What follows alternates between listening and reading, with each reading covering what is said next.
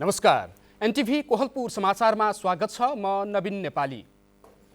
राष्ट्रपति निर्वाचनसँगै सरकार सञ्चालनका लागि बनेको काङ्ग्रेस माओवादी केन्द्र नेतृत्वको 10 दलीय गठबन्धनले संयुक्त सरकार सञ्चालनको लागि 13 पृष्ठ लामो न्यूनतम साझा कार्यक्रम तय गरेको छ।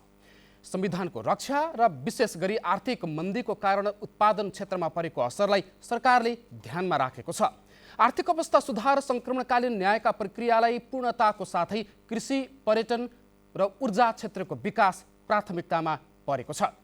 आजको समाचारमा न्यूनतम साझा कार्यक्रममा परेका थप विषयहरू, दलहरूको टकरावबाट निकास खोज्दै गरेको कर्णाली सरकार सहित देश विदेश र खेलकुदका खबरहरू हुनेछन्। तर सुरुमा प्रमुख समाचार। संयुक्त सरकारको न्यूनतम साझा कार्यक्रम सार्वजनिक अर्थतन्त्र सुधार गर्न पुँजी निर्माण तथा परिचालनलाई प्राथमिकता दिइने।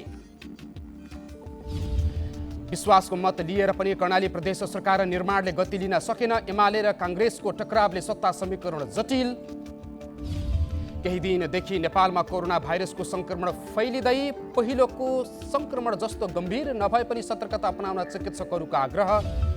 अमेरिकी संसदको तल्लो सदनका सभामुख र ताइवानको राष्ट्रपति बीच भेट, एक चीन नीतिको उल्लङ्घन भएको भन्दै चीनको कडा आपत्ति। र नेपाली राष्ट्रिय पुरुष फुटबल टोलीको फिफा वरियतामा एक स्थान सुधार। विश्व विजेता अर्जेन्टिना 6 वर्षपछि वरियताको शीर्ष स्थानमा। समाचार अब विस्तारमा। सरकारको प्राथमिकता र साझा न्यूनतम कार्यक्रम सार्वजनिक भएको छ। सरकारले देशको अर्थतन्त्र सुधारको लागि सरकारले पुँजी निर्माण तथा परिचालनलाई प्राथमिकतामा राख्ने जनाएको छ। नेपाल सरकारको नीतिगत प्राथमिकता र न्यूनतम कार्यक्रमलाई नेपाल सरकारका प्रवक्ता एवं सञ्चार तथा सूचना प्रविधि मन्त्री रेखा शर्माले सार्वजनिक गर्नुभएको छ। सङ्घीय लोकतान्त्रिक गणतन्त्रको सुदृढीकरण, संविधानको रक्षा र विशेष गरी आर्थिक मन्दीको कारण उत्पादन लगायतका क्षेत्रमा परेको असरलाई ध्यानमा राख्दै अर्थतन्त्र सबलीकरण गर्ने विषय न्यूनतम साझा कार्यक्रममा मुख्य रूपमा समेटिएका छन्। आर्थिक अवस्था सुधार, संक्रमणकालीन न्यायका प्रक्रियालाई पूर्णताको साथै कृषि, पर्यटन र ऊर्जा क्षेत्रको विकासलाई प्राथमिकतामा राखेर न्यूनतम साझा कार्यक्रम तयार पारिएको छ। प्रधानमन्त्री पुष्पकमल दाहाल प्रचण्डले सार्वजनिक सरकारको न्यूनतम साझा कार्यक्रम राष्ट्रिय सहमतिकै भएको बताउनु भएको छ। यसअघि सत्ता स्वाजुदार दलका नेताहरू सम्मिलित कार्यदलले न्यूनतम साझा कार्यक्रम तयार पार्न जिम्मेवारी दिएको थियो। कार्यदलमा नेताहरू नेपाली कङ्ग्रेसका रमेश लेखक, माओवादी केन्द्रका शक्तिबहादुर बस्नेत, जसपाका राजेन्द्र श्रेष्ठ, एकीकृत समाजवादीका विजय पौडेल सदस्य हुनुहुन्थ्यो। न्यूनतम साझा कार्यक्रम सार्वजनिक गर्नुअघि यसलाई अन्तिम रूप दिन सत्ता साझेदार दलहरूबीच प्रधानमन्त्री निवास बालुवाटारमा छलफल समेत भएको थियो। बैठकले अनुमोदन गरेपछि सरकारले साझा न्यूनतम कार्यक्रम सार्वजनिक गरेको हो। प्रदेश सरकार स्थानीय आवश्यकता अनुसार आर्थिक वर्षको बजेट ल्याउने तयारीमा जुटेको छ। सुदूरपश्चिम प्रदेश सरकारले नयाँ सोचका साथ पारदर्शी भएर काम गर्ने र स्रोत साधनको अधिकतम सदुपयोग गरेर प्रदेशको समानुपातिक विकास गर्न जुट्ने बताएको छ।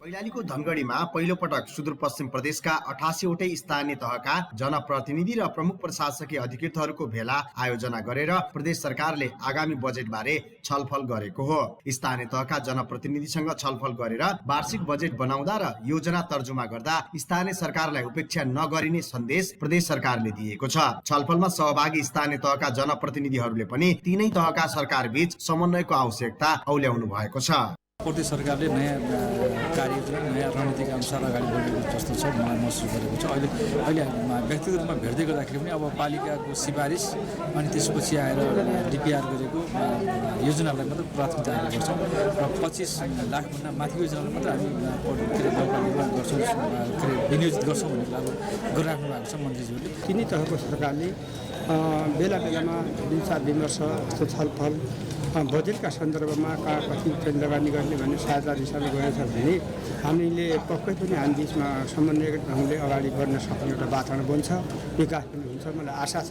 प्रदेशले सञ्चालन गरेका पुराना योजनालाई पूर्णता दिने र नयाँ योजनाको छनौटमा जनताको सहभागिता र स्थानीय तहको अपनत्व हुने गरी योजना र कार्यक्रममा बजेट राख्ने योजना प्रदेश सरकारले गरेको छ। प्रदेश सरकार र स्थानीय सरकार बीच सहकार्य र सहअस्तित्व व्यवहारमै कायम हुनुपर्ने स्थानीय तहका जनप्रतिनिधिहरूले बताइरहेका बेला प्रदेश सरकारले पनि सहकार्यका लागि खुला रहेको सन्देश दिने प्रयास गरेको छ। प्रदेश सरकार जिम्मेवार भएर जनताको काम गर्न दृढ रहेको मुख्यमन्त्री कमल बहादुर शाहको भनाइ छ। तपाईहरुका अत्यन्त महत्त्वपूर्ण सुझावहरू आएका छन्। कतिपय योजनाहरूलाई सम्पन्न गर्नुपर्ने छ। विगतमा दिनमा भएका योजनाहरूलाई पूर्णता दिनुपर्ने छ। कतिपय नयाँ योजनाहरूलाई रेखा कोर्नुपर्ने छ। पहिलो पटक 88वटै स्थानीय तहबाट आएको सुझावका आधारमा बजेट निर्माणको तयारीमा जुटेको सुदूरपश्चिम प्रदेश सरकारको दाबी रहेको छ। सीताराम ओझा, नेपाल टेलिभिजन, कैलाली। नेकपा माओवादी केन्द्र र नेकपा एमाले मिलेर बनेको कर्णाली प्रदेश सरकारलाई नेपाली कांग्रेसले पनि विश्वासको मत दिएपछि सत्ता समीकरण जटिल बनेको छ। 3 मन्त्री सहित सहभागी एमाले सरकार छोड्न इच्छुक देखिएको छैन भने एमाले सरकार छाडेपछि मात्र नेपाली कांग्रेसले सरकारमा जाने मनसाय प्रकट गरेको छ। सरकार गठन हुँदा एमाले र माओवादी बीच सरकारको नेतृत्व आलोपालो गर्ने सहमति भएको थियो, तर केन्द्रमा सत्ता समीकरण परिवर्तन भएपछि कर्णालीमा सत्ता समीकरणको विषय पेचिलो बनेको हो। अहिलेसम्म मुख्यमन्त्री राजकुमार शर्माले एमालेका मन्त्रीहरूलाई सरकार छोड्न भन्नुभएको छैन। 3 दलको सरकार बनाई एकजुट भएर अगाडि बढ्ने माओवादीको योजनामा एमाले पनि लचक देखिएको छ, तर नेपाली कांग्रेस अस्वीकार गरेको छ। सरकारको विषयमा एमाले र कांग्रेस दुवै दल माओवादीमा निर्भर देखिएका छन्, तर मुख्यमन्त्री शर्माले अहिलेसम्म प्रष्ट निर्णय गर्न नसक्दा समीकरणले आकार ग्रहण गर्न सकेको छैन। माथिको सत्ता समीकरण अनुसार मुख्यमन्त्रीलाई विश्वासको मत दिएको कांग्रेसका सांसद घनश्याम भण्डारीले बताउनु भएको छ। मुख्यमन्त्री शर्माले आवश्यकता अनुसार मिलेर जानुपर्ने देखिएकाले सरकारबारे छलफलमै रहेको बताउनु भयो। अपेक्षा अनुसार अन्तर्राष्ट्रिय उडान नभएपछि भैरवा स्थित गौतम बुद्ध अन्तर्राष्ट्रिय विमानस्थल सुनसान बनेको छ। गत जेठ 2 गते उद्घाटन भएको गौतम बुद्ध अन्तर्राष्ट्रिय विमानस्थल सुनसान देखिएको हो। विमानस्थलको पहिलो चरणको काम सकिँदै गर्दा सबै क्षेत्रमा उत्साह बढे पनि अहिले अपेक्षा अनुसारको उडान हुन सकेको छैन। करिब 43 अर्ब रुपैयाँको लागतमा बनेको विमानस्थलमा सीमित उडान भइरहेको छ। अन्तर्राष्ट्रिय उडानको लागि चाहिने हवाई रुटको अनुमति, आवश्यक उपकरण, जडानमा सरकारले समयमै ध्यान नदिँदा विमानस्थल पूर्ण रूपमा सञ्चालनमा आउन सकेको छैन। यो विमानस्थलको प्रमुख समस्या हवाई रुट भएकाले भारतसँगको कूटनीतिक पहल जरुरी देखिएको छ। जेठ 2 मा कुवेतको जजिरा एयरवेजले सुरुवाती उडान गर्दै कार्तिकसम्म सातामा 2 पटक उडान गर्दै आएको थियो। जाडो मौसमसँगै अन्तर्राष्ट्रिय उडान ठप्प भएको छ। विमानस्थलले सबै क्षेत्रमा उत्साह थपेको थियो, तर सञ्चालन भएको केही समयमै यसले निराशा उत्पन्न गरेको छ। आज हामीले विमानस्थलको अनियमित उडानमा रूपन्देहीका केही नागरिकहरूको धारणा लिएका छौँ। हेरौँ आजको आवाजमा।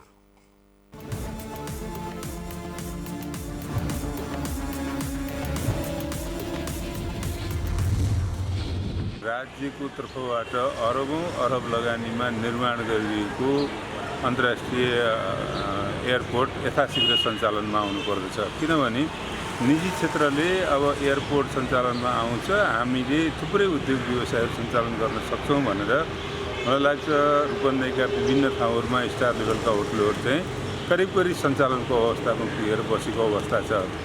अब यो समस्या कहाँनिर हो, यसका लागि कूटनीतिक तवरले पहल गरेर भए तापनि यथाशीघ्र गौतम बुद्ध अन्तर्राष्ट्रिय विमानस्थल सञ्चालनमा आउनुपर्छ।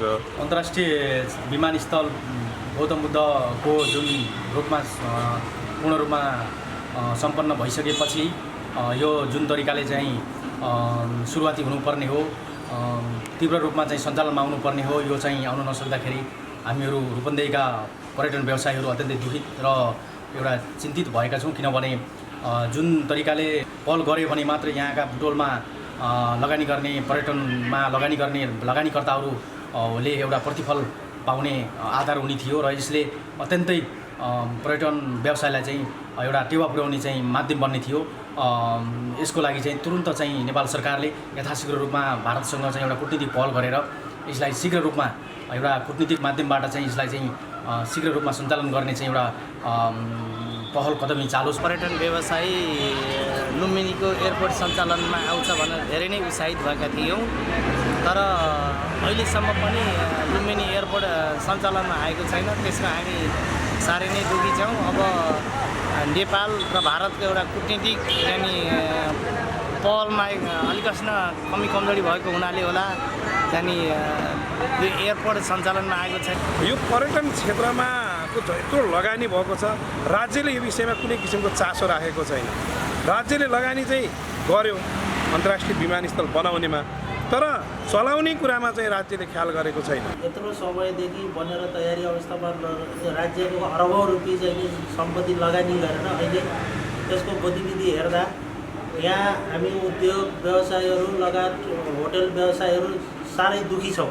किनभने राज्यको अरबौँ रुपियाँ सम्पत्ति लगानी गरिसकेपछि केही प्रतिफल पाउनुपर्ने थियो। यसको दोषी नेपाल सरकार लगायत सम्पूर्ण यसमा आबद्ध सङ्घ संस्थाहरूले अलिकति चाहिँ नि राम्रो भूमिका खेल्नु पर्थ्यो।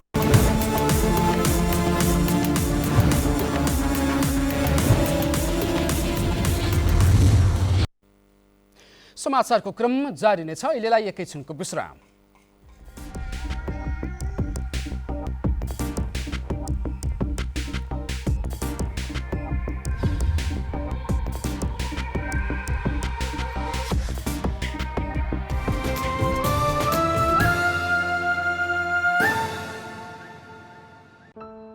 यो प्लास्टिक जन्य सामग्रीहरूको कथा हो। यो सानो कुरा हो। केही समयका लागि यसको प्रयोग गरिन्छ, त्यसपछि फ्याँकिन्छ।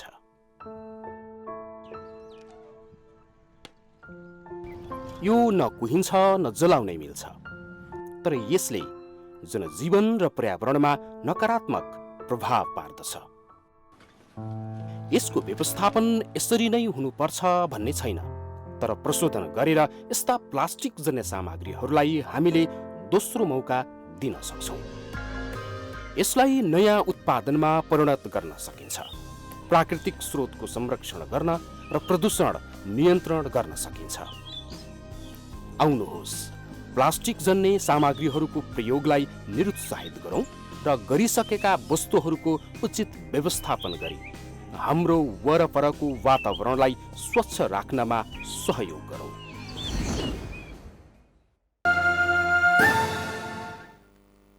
विश्रामपछि समाचारमा पुनः स्वागत छ। अब बाँकी समाचार। नेपालमा केही दिनदेखि कोरोना भाइरसको संक्रमण बढ्न थालेको छ।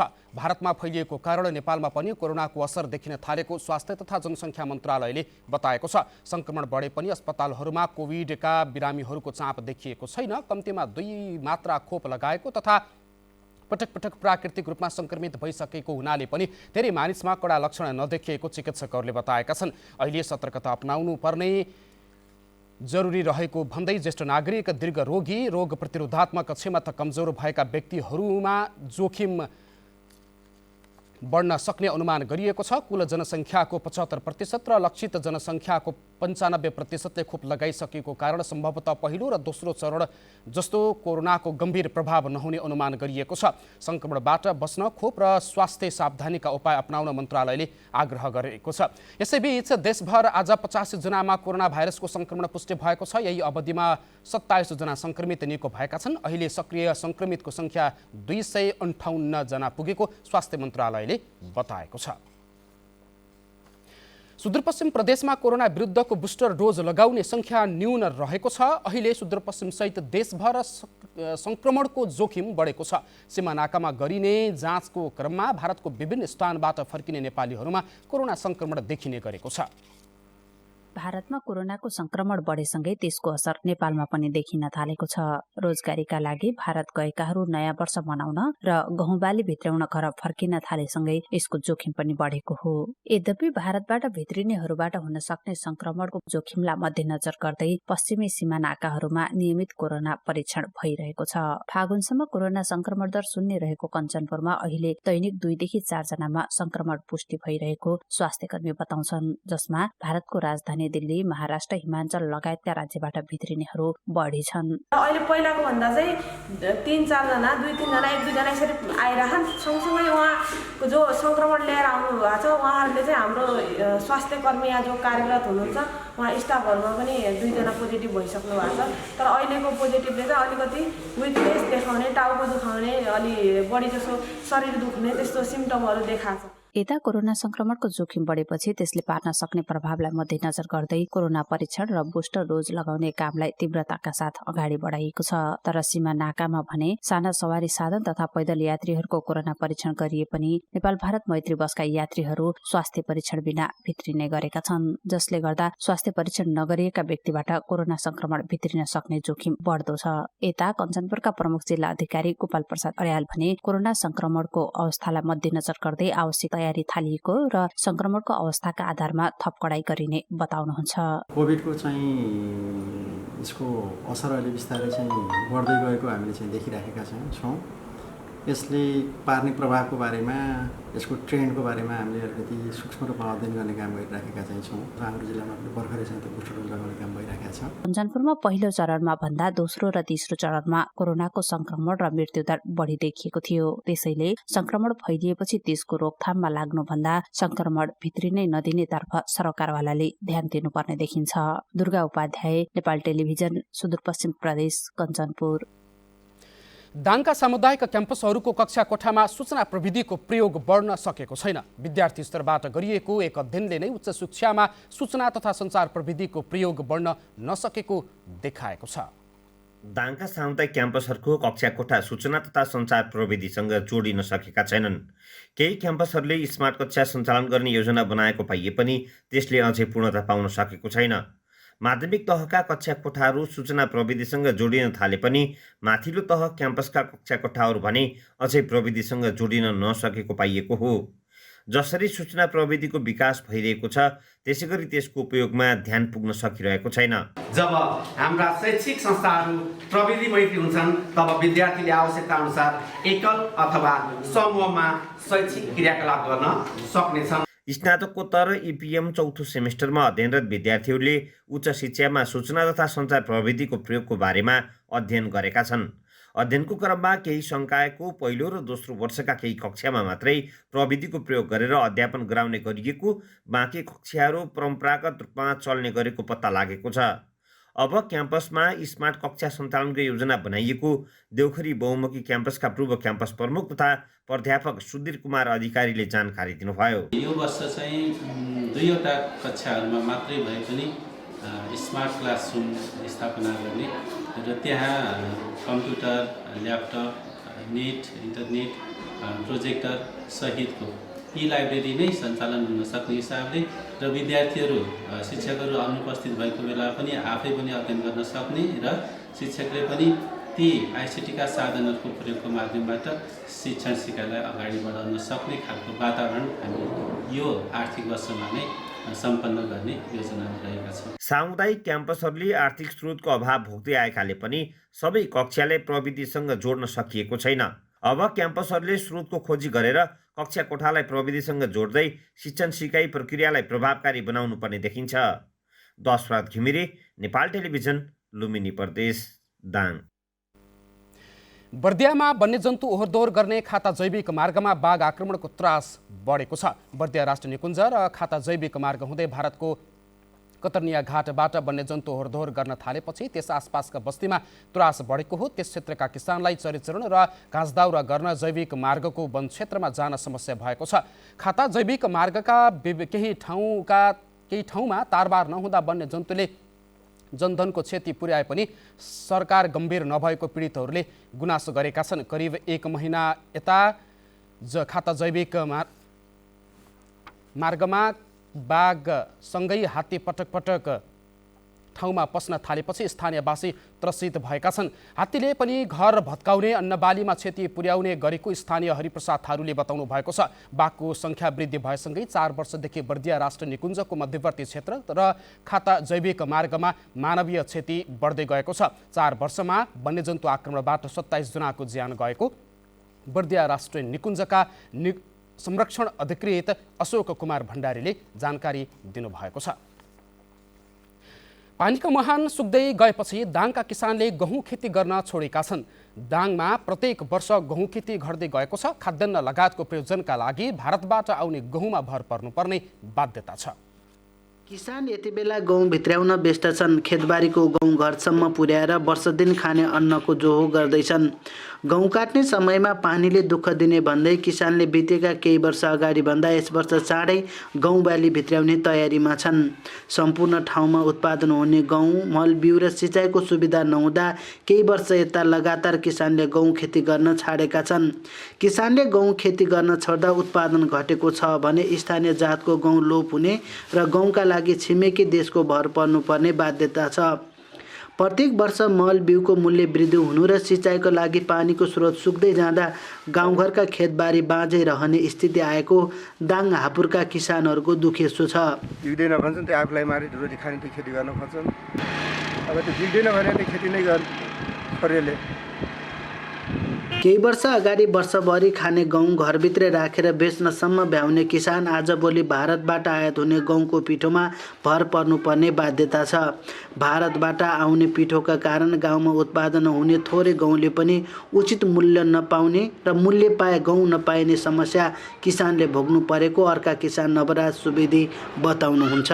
यसमा लगानी बढी छ। हेर्नुहोस्, आफ्नो के भन्छन् रे अनि पारिश्रमिक बढी छ, उत्पादन कम छ, अनि यो उसको भाउ जान्न, यिनै कारण हो। विगतमा खेतबारीको गहुँ बेचेर घर परिवारको पालन पोषणदेखि घरमा आइपर्ने गर्जोसम्म सजिलै टार्न सकिने अवस्था थियो। तर आजभोलि एक छाक टार्न भारतीय गहुँकै भर पर्नुपर्ने बाध्यता छ। जनक नेपाली, नेपाल टेलिभिजन, लुम्बिनी प्रदेश, दाङ। समाचारको क्रम जारी नै छ, एकैछिनको विश्राम।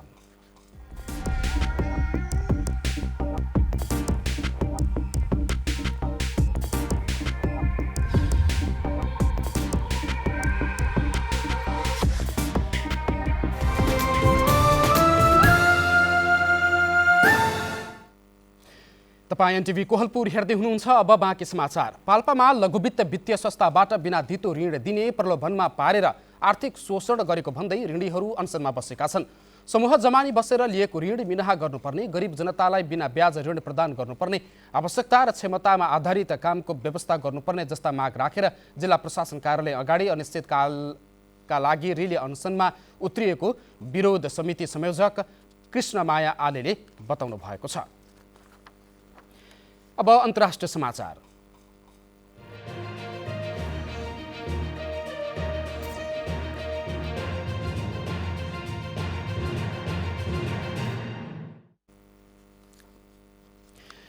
अमेरिकी संसदको तल्लो सदनका सभामुख केभिन मैकार्थीले ताइवानकी राष्ट्रपति साई इग वेनसँग भेटवार्ता गर्नुभएको छ। चिनिया चेतावनीलाई व्यवस्था गर्दै वेनले अमेरिकी सभामुखसँग भेटवार्ता गर्नुभएको हो। भेटपछि बोल्दै मैकार्थीले साईलाई अमेरिकाको एक महान मित्र भन्दै प्रशंसा गर्नुभएको थियो। ताइवानका राष्ट्रपति साई इङ वेन र अमेरिकी सदनका सभामुख मैकार्थी बीचको बहुप्रतीक्षित भेटको प्रतिक्रिया स्वरूप चीनले सैन्य अभ्यास सुरु गरेको छ। एक चीन नीतिको ठाडो उल्लङ्घन भएको भन्दै चीनले कडा शब्दमा भेटवार्ताको भर्त्सना गरेको छ। चिनिया विदेश मन्त्रालयले विज्ञप्ति जारी गर्दै आफ्नो सार्वभौमिकता र भौगोलिक अखण्डताको रक्षार्थ कडा र ठोस कदम चाल्ने बताएको छ। अब आर्थिक समाचार।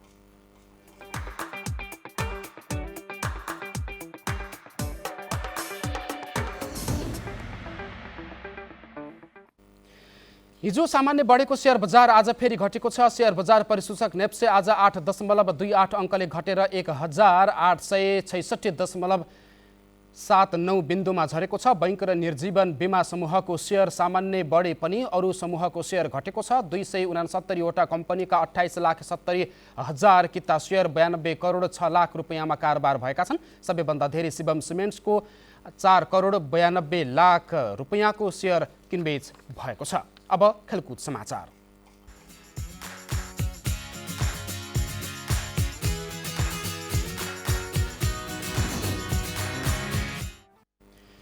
अन्तर्राष्ट्रिय शान्ति म्याराथनमा नेपाली सुनाका खगेन्द्र बहादुर भाट प्रथम हुनुभएको छ। अन्तर्राष्ट्रिय खेलकुद दिवसको अवसरमा नेपाल ओलम्पिक कमिटी र लुम्बिनी प्रदेश खेलकुद परिषदको संयुक्त आयोजनामा तिलौराकोटदेखि लुम्बिनीसम्म भएको म्याराथनमा नेपाल प्रहरीका निरज खड्का द्वितीय र श्रीलङ्काका अमिला सन्नाथ तृतीय हुनुभएको छ।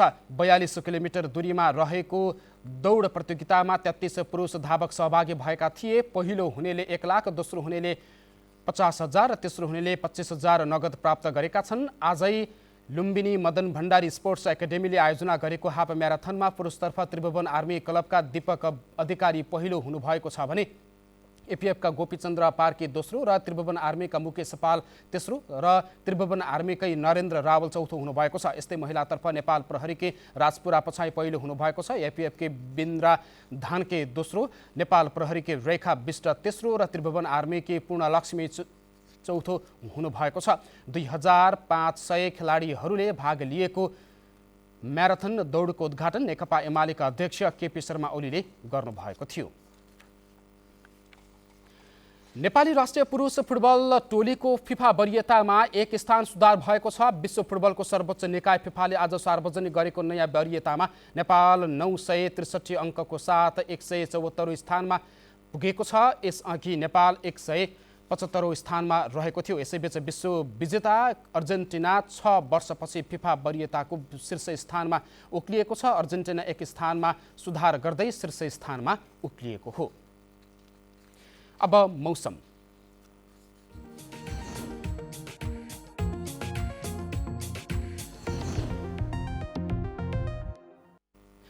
आज देशका पहाडी भूभागमा आंशिक बदली रही बाँकी भूभागमा मौसम सामान्यतया सफा रह्यो। त्यस्तै आज राति पनि देशका पहाडी भूभागमा आंशिक बदली रही बाँकी भूभागमा मौसम सामान्यतया सफा नै रहनेछ। अब मौसम सम्बन्धी थप विवरण।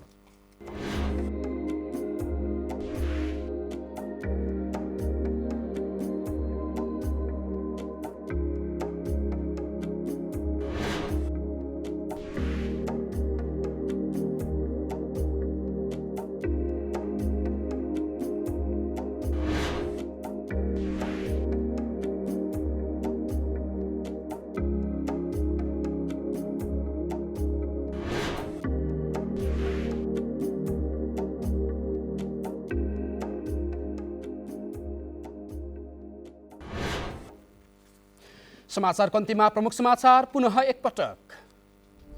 संयुक्त सरकारको न्यूनतम साझा कार्यक्रम सार्वजनिक अर्थतन्त्र सुधार गर्न पुँजी निर्माण तथा परिचालनलाई प्राथमिकता दिइने।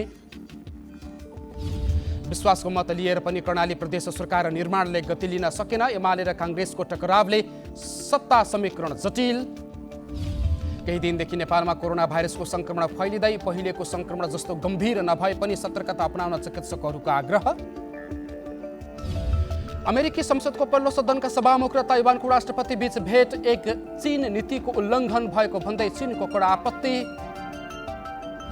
र नेपाली राष्ट्रिय पुरुष फुटबल टोलीको फिफा वरियतामा 1 स्थान सुधार। विश्व विजेता अर्जेन्टिना 6 वर्षपछि वरियताको शीर्ष स्थानमा। अब शैलीलाई समाचारको सिलसिला यति नै। बिदा दिनुहोस्। नमस्कार।